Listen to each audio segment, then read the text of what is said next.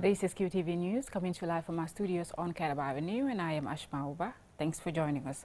Here are the main news headlines. As part of events marking Gambia's 58th independence celebrations to be held on Saturday, we hear from the Director of Press and Public Relations at State House and the Public Relations Officer of the Armed Forces about preparations ahead of the celebrations. On the final day of their visit and study tour in the Gambia, Sierra Leone's Political Parties Regulation Commission met with stakeholders, including the IPC members. Front Star Driving School conducted another field exercise on Saturday for its latest batch of about 50 trainee drivers. In international news, today the 13th of February is World Radio Day, commemorated to raise public awareness of the importance of radio and communication. In sports news, we hear from the Gambia U-20 football team coach Abdoulie Bojang about the team's prospects to secure a place at the FIFA's U-20 World Cup in the U-20 African Cup in Egypt later this month. Now, those were main headlines. The news in detail.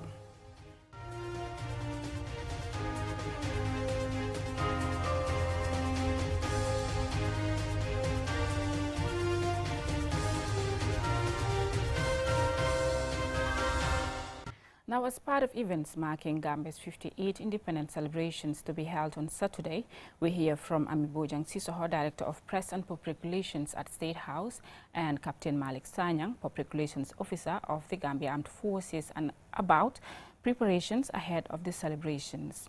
Julden Jai has more.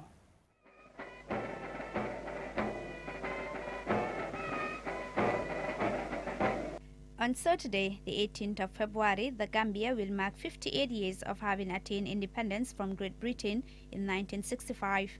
The celebrations at Makati Square in Banjul will feature a procession of security forces, civil servants, teachers, school children, government and invited dignitaries. Abdoulie Bojang, the Director of Press and Public Relations at the State House, says preparations are at an advanced stage ahead of the event. We start with the public forum that is going to happen on the 16th of February at the Sadauda Kairaba Jawara International Conference Center on the theme of the independence, which is democracy, a recipe for peace and development. We are also preparing in terms of the invitation to the invitees and the panelists. Everything is set. So we'll have two panels, the youth panel and the seniors panel, to give reflections on the theme. Apart from that, the invitations for the parade are also ready and the distributions are on. So we are on high gear. The media accreditation is also set. So virtually from our end, we're cool. Madam Bojang explains the rationale behind the forum, which will be attended by people from all walks of life. It has been dropped to low keys for so many years that the interest people had also died with it. And then furthermore, we said, wait a minute, apart from parade, what do people want? People want to discuss. People want to have a conversation about issues that affect the nation. So we said the independence is an appropriate time to bring everybody together because it's about nation, it's about the Gambia. Then what can we do? We say, okay, let's organize a public forum where across the board we invite Gambians from different walks of life, and also we bring panelists who are not the everyday voices, but people can also listen to those voices and see what we can learn from there. And they will reflect, give us their views on how to move and what to do, because the theme, if you look at it, affects everybody. I don't think there's a Gambian who doesn't want democracy. Captain Malik Sanyang, Public Relations Officer of the Gambia Armed Forces, explains what the security situation will be on the day. Members of the economic contingent and of course members of the State Guards Battalion to ensuring that the security of that place is watertight. And that also goes to say that the only people that are authorized to carry arms around the VIP would be members of the economic contingent and of course members of the State Guards Battalion. And people should be rest assured that security, is not going to be compromised for any reason. But of course, people are also welcome.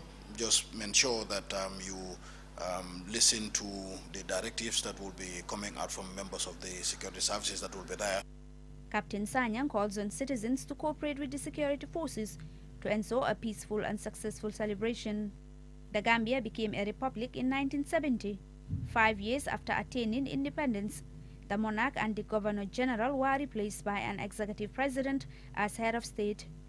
The late Sir Dawda Kairaba Jawara, the Gambia's first prime minister, became the country's first president.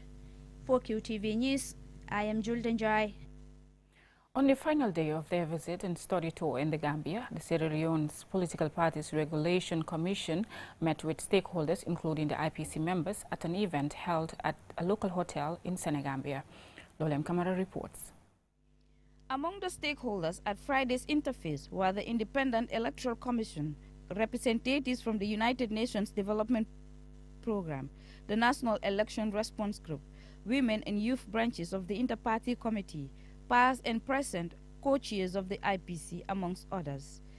Saturday, the UNDP's country rep says her institution recognizes the strategic role the IPC plays in promoting peace and dialogue in the electoral process. Joseph Colley, the deputy chairman of the Independent Electoral Commission, IEC, and Dr. David Tomei, chairman of the National Election Response Group, NEC, respectively, extended thanks to the IPC for organizing such an important event and outlined some of the roles they played in the December 4th presidential election.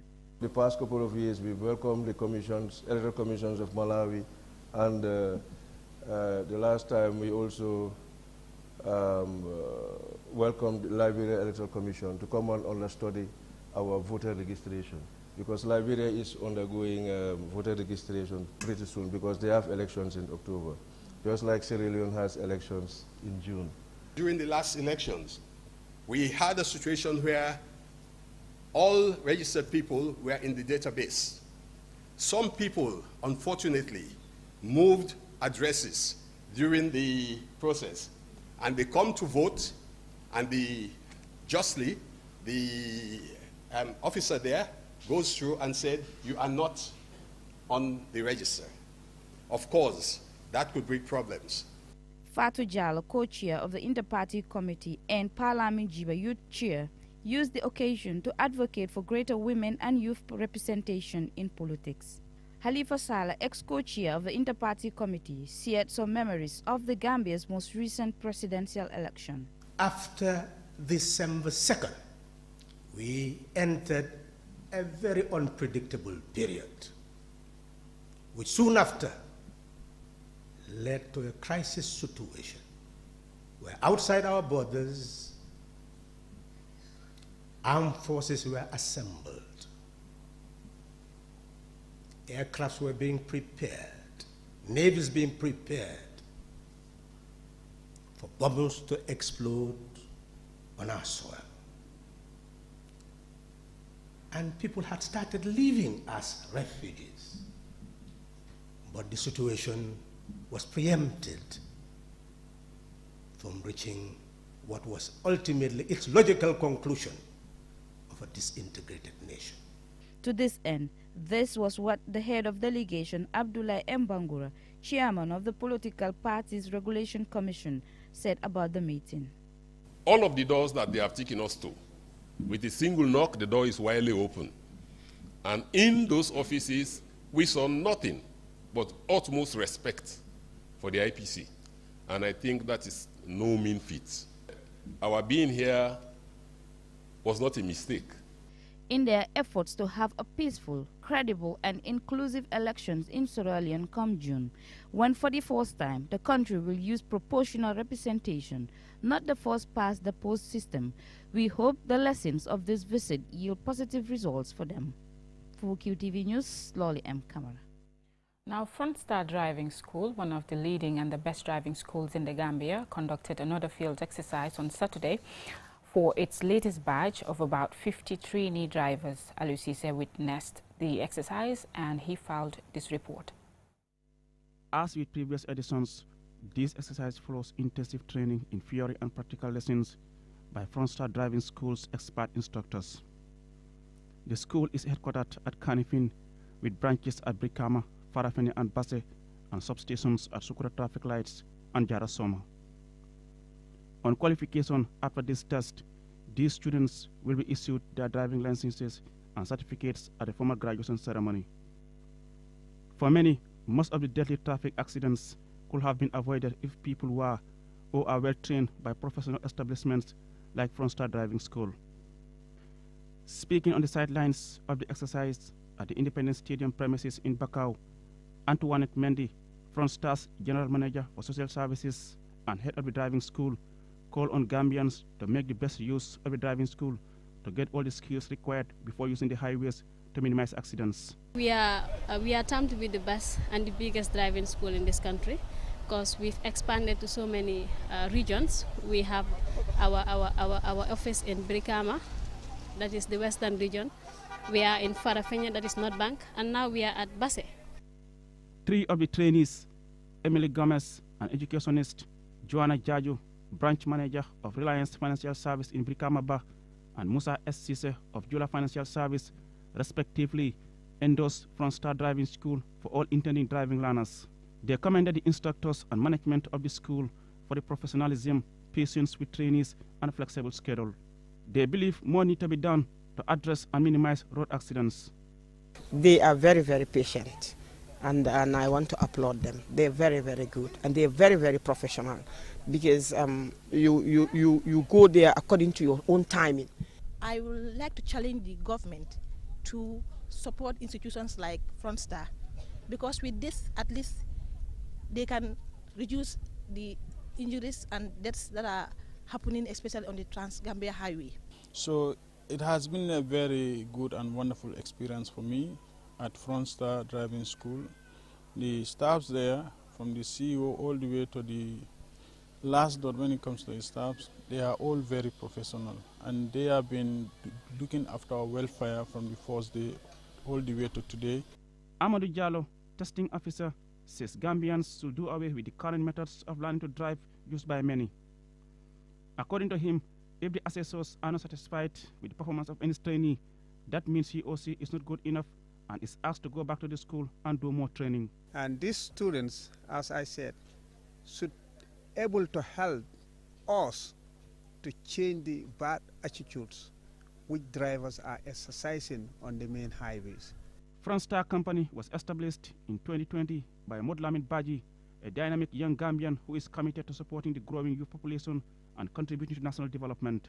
The company was initially established as an estate provider before widening its scope into other services like construction, installation, drilling, and provision of professional domestic workers, drivers, cooks, and restaurant services. Frontstar Driving School can be reached on 1218, a toll-free number. Reporting for QTV News, I am Aliou Cisse. That story by Aliou Cisse will lead us for a commercial break, but when we return, we have more international as well as sports news. Don't go away.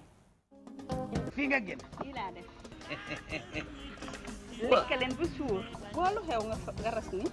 Amna lu manqué de. Lu manqué? Armanti mayonnaise so amul duma lek. Maa ngi ñëw man maa jéegi armanti. Ah.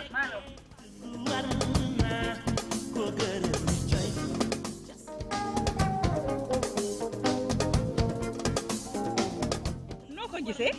Saf na neex na ndax moom ci armanti mayonnaise ak sauce boo ko ciy def rek dafay neex. Nii la. Armanti mayonnaise. Ren la am 28 years. Wow. Ta cafka mosul ci tegoon tànkam fala ko teg ba tey. Man maak armanti dama ko miin. Yàlla dafa dogal armanti dafa doon sama xarit. Yéen jéegi réew mi nee naa leen ñaar fukki at ak juróom-ñett du fukki at ak juróom-ñett déedéet du ay fodde maa la ñu wax lii dugg leen ci bépp marché bépp supermarket bépp boutique ci biir réew mi am na 500 millilitres 1000 millilitres ak 5 kilos li ci gën a tee dàq mooy def leen indil 25 grammes mooy caati mayonnaise bi am na margarine bota am na bota ice am corned beef bu yàpp ak bu ginaar am na sardine ak banana milk armanti daal dafa complété lépp ngir noppal jéeg yi seen biir waay. Armanti product, the good quality food.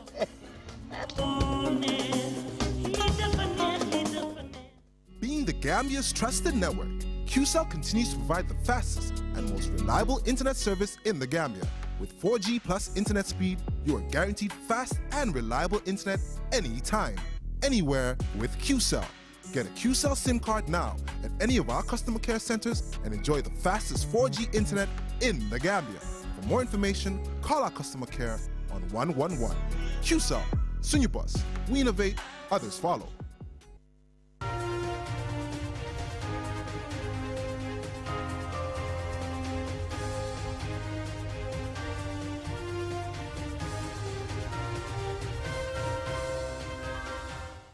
Welcome back. If you're just tuning in, you're watching QTV News with me, Ashma Uba. Now let's take a look at international news.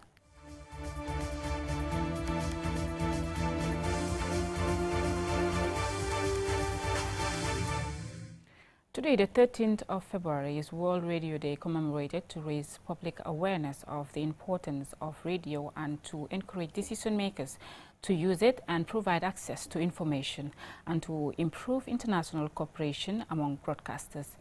Suleiman Dabo tells us more. February 13th was proclaimed by UNESCO in 2011 and adopted by the UN General Assembly in 2012 as an international day. The radio and its diverse, wide and huge international audiences continues to be the only non-cheap medium and undoubtedly the most used and easily accessible to millions around the globe. Before the introduction of television and more recently the online platforms such as Facebook, the radio was the only known source of broadcast news and other programs. The theme for this 12th edition of the World Radio Day is Radio and Peace. During times of peace and war, the radio informs and enlightens citizens about the origin and context of either peace or war, and by so doing can change a particular idea and perception towards a government or a group. People in the remotest places were reliant on news and other educative programs from the radio. Radio is a medium of communication that keeps us updated and informed. The power of radio cannot be underestimated depending on how and what it is used. On the positive side, it provides entertainment in leisure and enhances knowledge. However, it is also used to cause confusion, deception, and flare war. During the 1994 Rwandan genocide, radio broadcasts played an important role in inciting ordinary citizens to take part in the massacre of their Tutsi and Hutu brothers. Two major radio stations transmitted hate propaganda to the illiterate masses. They were used by Hutu leaders to advance an extremist Hutu message and anti-Tutsi disinformation, spreading fear of a Tutsi genocide against Hutu, identifying specific Tutsi targets or areas where they issued directives on how and where to kill Tutsis, and congratulating those who are already taking part. During the Liberian Civil War, radio was being also used as a force of evil to escalate the conflict by spreading negatively dangerous propaganda that eventually caused the conflict to drag, and that of course led to the loss of thousands of innocent civilian lives. In one scenario, the radio station of the most powerful warring factions in the 1990s, the NPFL, ran a propaganda report that it had captured a certain part of Monrovia and that rice was being distributed to starving individuals. Hundreds of unarmed people perished while surging to the area to get badly needed food, and that was only propaganda. In Rwanda, a radio station which broadcast from July 8, 1993 to July 31, 1994, played a significant role in inciting the Rwandan genocide that took place from April to July 1994 and has been described by some scholars as having been a de facto arm of the Hutu government. During Sierra Leone's civil war, a radio station, Democracy Radio, kept the population informed following the takeover of state radio by rebel forces and the military. Italian inventor Guglielmo Marconi first developed the idea of a radio or wireless telegraph in the 1890s. His ideas took shape in 1895 when he sent a wireless Morse code message to a source more than a kilometer away. Today, more people own radios than televisions, which is why on World Radio Day 2023, UNESCO highlights independent radio as a pillar for conflict prevention and peace building. Suleiman Dabo for QTV News. Still on international news, Sunday the 12th of February 2023 was the International Day Against the Use of Child Soldiers. Ansumana S.O Nyassi looks at the prevalence of the use of this and efforts to end the use of child in hostilities. Also known as Red Hand Day, International Day Against the Use of Child Soldiers is enacted by the UN Convention on the Rights of the Child in 2002 and is dedicated to stopping the use of children in armed conflict. As calls for urgent action to end grave violations against children, including their recruitment by armed groups, intensify, the practice remains pervasive in some countries. They include Nigeria, where at least 1,900 children have been recruited or used, making it the most prevalent violation. And insurgents, especially Boko Haram, continue to recruit and use children, including as human bombs. In Somalia, the number of children recruited and used continue to be high, with more than 1,800 boys and girls affected. In the Democratic Republic of Congo, the UN reports that at least 115 children were newly recruited by armed groups. In South Sudan, more than 450 boys and girls are confirmed to have been recruited and used in 2018. In Iraq, cases of detention of children on national security-related charges, including for association with armed groups, remain concerning. Another worrying issue is the number of girls recruited and used as child soldiers. The UN reports that 4 out of 10 child soldiers are girls and are mostly used as fighters, but also in support roles like cooks, porters, or spies. Some are even used as sexual slaves, others as human seals. But despite the challenges, efforts to increase the protection of children from armed conflict have been visible and successful in several countries. In 2018, more than 10,000 children were released from armed groups in Africa. All boys and girls released were expected to receive long-term reintegration programs, including education, health care, vocational training, and psychosocial support. However, a lack of resources often fails to meet the needs, and hundreds of children are left behind. As the world celebrates this day, we hope that greater efforts are made to raise awareness and end the use of children in hostilities. Ansumana S.O Nyassi for KTV. Let's now take a look at sports news.